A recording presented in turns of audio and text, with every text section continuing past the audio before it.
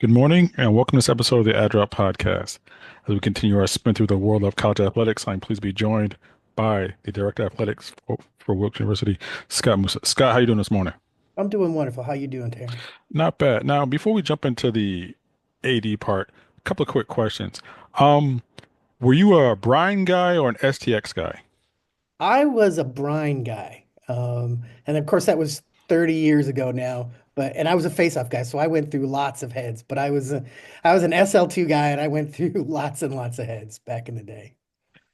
Are you surprised in seeing how the game of lacrosse has evolved? No, I'm just really, really happy with it. It has been really, it's been awesome to see. The peace dividend made a big, big difference. You saw when, Dave Morrow and Warrior came on and started using the lighter handles, the titanium. That made all the difference in the world because the checks got better and that forced the guys on offense to be better to protect the stick and the constant evolution of the game and cutting and just the speed of it. It's awesome to watch. I'm so happy and proud to be a part of it. Did you prefer the wooden stick or the aluminum stick? I was more of a wood guy just because I didn't want it bending. The aluminum would bend a little bit, and so even though it was heavier, I used a wood handle. We played lacrosse in gym class, and I do remember taking one across the legs, and it is not the best feeling on earth. Oh, no. I can remember in high school the guys just like beating on you. Oh, I'm getting you ready for the game, and you're like, this is killing me. I mean, this hurts. But again, the padding's even improved now too. So hopefully that's not as much of a factor as it was back in the day. What did Coach Corrigan teach you at your time as a member of the Fighting Irish? You know, I I think I've never said this to him, but I've told my wife this. I think he is, other than my father, he is the most important male influence I've ever had in my life. And he was just one of those guys who like the message, and I even talk about it with our coaches today. You don't have to make the great play all the time. Make the good play all the time. No, don't make the great play some of the time, make the good play all the time. Just a good level base, and that way, you're always going to be there when things aren't going well. You fall back on your fundamentals, and if you have good fundamentals, that's going to give you a better chance to be successful. That was one of the first things that I think one of the first messages that he imparted to us. I don't expect you to go out there and make the great play some of the time. I want you to make the good play all the time. Play within yourself, and then good things are going to happen. You surprised that he's still coaching? No, he's the energy that he has, and just he's a lacrosse guy, and he's always been that way. Grew up in a lacrosse family. I mean, his father being a coach at Washington and Lee, and then at University of Virginia before he got into athletic administration. I'm not at all surprised that he's still a coach in lacrosse. When when they won their national champion, the first national championship a couple years ago, what went through your mind, and how proud were you to be an alum to watch your school win a title? It was so cool. I was part of the first team that made the NCAA tournament, and I know how hard it is to win. You see when you're involved in college athletics, you know how difficult that is. And to see how close we had come in the past and finally got over the hump and winning that first championship. For me personally, it was really cool. I have a 3-year-old son. My wife and I have a 3-year-old son, and so he was just a baby. He was 18 months old, and he was sleeping on my chest as I was watching that game, and I was like, this is the best thing ever. I mean, we couldn't be there because obviously I'm not taking my son out and sticking him in the sun for 4 hours, but to be able to watch it on TV and to be with him and watching that was just a memory that I'm always going to have. Do you think that he'll take up the family business and become a lacrosse player? Well, his mother was a basketball coach, and so right now we just let him do it all. He seems to like to swing a baseball bat, but he's got a lacrosse stick. That was one of the first things I ever bought for him. So I hope that he wants to do that as he gets older.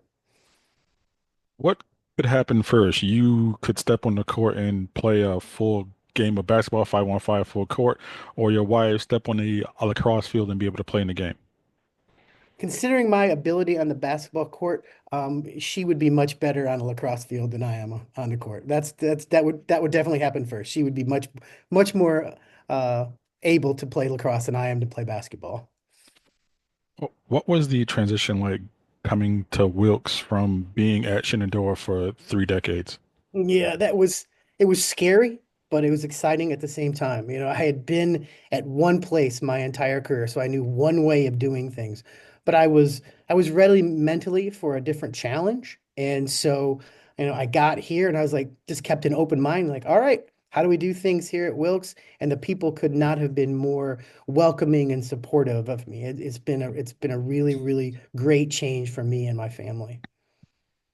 Now, one of the things facing a lot of athletic departments is the enrollment cliff, where it seems as though because of a lack of children being born 15, 18 years ago, the enrollment of certain schools have declined. Have you watched this from afar, and are we in the middle of it, or has the full effects of the enrollment cliff are yet to happen? Unfortunately, I feel like the full effects haven't happened yet. I think it's going to get worse over the next couple of years before it gets better, and it's something that I unfortunately haven't watched from afar. I watch it pretty much every day. This is something that we look at as an institution. I want to make sure that our coaches have all the resources that they can have to go out and recruit and have full rosters. But you also, as the overall health of an institution, you don't want to put all your eggs in that basket. You want to make sure that it's a good, diverse pool of students, not just student athletes. And so, that's something that here at Wilkes that we talk about, not on a daily basis, but certainly on a weekly basis. It's something we're always looking at. Having such a profound background in athletic administration, how do you foster a culture of compliance and ethical behavior within the program? Like, what measures do you put in place to make sure that any violation or any with a violation is taken care of swiftly and efficiently?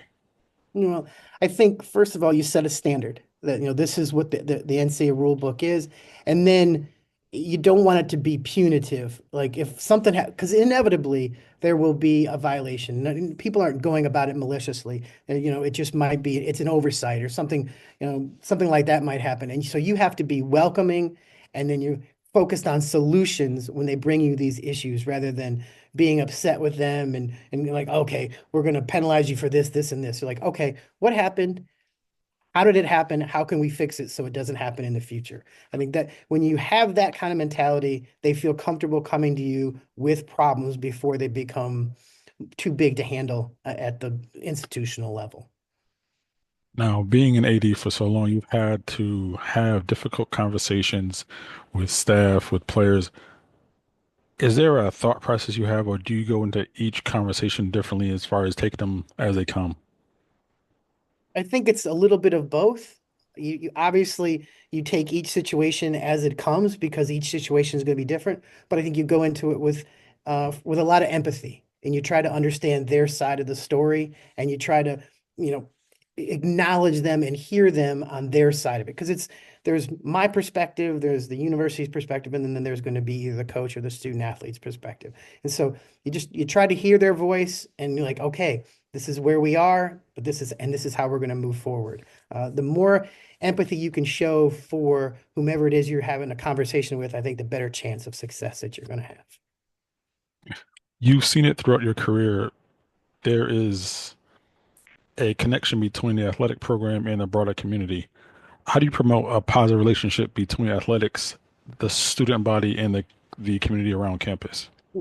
I think that we need to have a culture of giving back. Something that we do here at Wilkes University is we're out into the local elementary schools. So the students have adopted either a class or an entire grade. And they're going and they're reading at Christmas time, a National Girls and Women in Sport Day, inviting them into games and things like that. You have to become real to these kids. I think young students, young kids are going to look up to student athletes. They don't differentiate. A third grader is not maybe going to differentiate from a kid from Notre Dame or Penn State than a kid from Wilkes. They just see an athlete, and so we want to have a culture of giving back to them and being a part of their lives, so we can bring them into our community and hopefully be a positive influence on them.